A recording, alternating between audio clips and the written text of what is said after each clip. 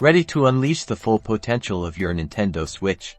Today, we're diving into the essential skill of attaching your Joy-Con controllers, ensuring you're always game-ready. First, grab your Nintendo Switch console and a Joy-Con. Notice the sliding rails on the side of the console and on the inside of the Joy-Con. These rails are your key to a secure connection.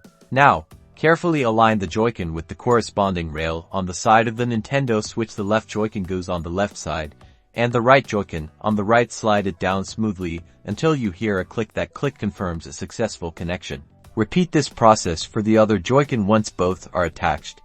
Your Nintendo Switch screen should display a lock icon next to each controller, indicating they're properly connected and ready to use. To charge your Joy-Cons, simply attach them to the Nintendo Switch console and dock the console. The Joy-Cons will automatically begin charging. You can also charge them by attaching them to the Switch while it's plugged in directly. For single or multiplayer gaming, you might need to configure your Joy-Cons. Go to the system settings, then controllers and sensors, and select change grip order. Follow the on-screen instructions to set up your controllers for individual use or as a pair. And that's it.